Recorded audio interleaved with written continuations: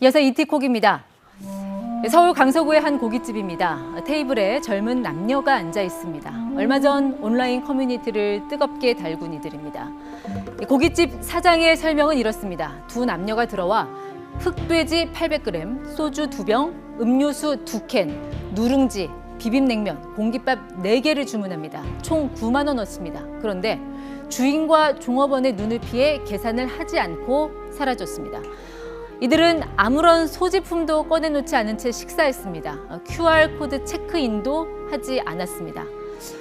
정말 이게 돈이 없는데 고기가 너무 먹고 싶었던 건지 아니면 이런 무전 취식 상습범이었는지는 알 수 없습니다.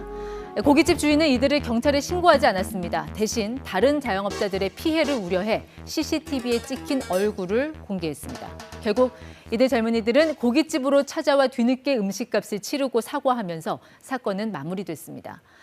이렇게 서비스 값을 지불하지 않고 몰래 도망가는 이른바 먹튀 피해를 호소하는 자영업자들이 늘고 있습니다. 지난 13일 대구에서는 술값 11만 원을 내지 않은 20대 무리들의 사진이 공개돼 논란이 됐습니다. 지난 10일에는 광주광역시의 미용실을 찾은 한 남성 고객이 6천 원밖에 없다며 염색과 커트비를 제대로 지불하지 않고 나갔다는 사장의 주장이 제기됐습니다. 일각에서는 코로나 확산에 따른 불황이 이 같은 먹튀 현상을 불러온 게 아니냐는 추론을 제기합니다.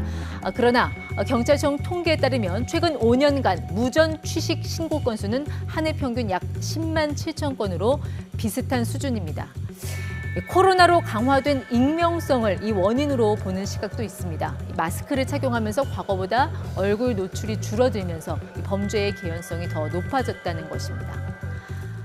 경제가 힘들 때면 뉴스를 심심치 않게 장식하는 게 이런 무전 취식입니다. 1997년 IMF 구제금융 시절 국수집에서 돈을 내지 않고 냅다 도망치는 한 중년 남자의 등 뒤에 대고 주인 할머니가 뛰지 말아요, 다쳐요라고 했다는 일화는 당시 인구에 한참 회자됐습니다. 이건 다소 가슴 먹먹한 사례지만 어쨌든 이 고통받는 자영업자들에게 무전 취식 자체는 참 힘이 빠지는 일입니다. 무전 취식은 경범죄 처벌법에 해당돼 10만 원 이하의 벌금, 구류, 과료 등에 처할 수 있습니다. 만약 상습성과 고의성이 인정돼 사기죄의 성립 요건을 갖출 경우 10년 이하의 징역 혹은 2천만 원 이하의 벌금형을 받을 수 있습니다. 지금까지 이티콕이었습니다.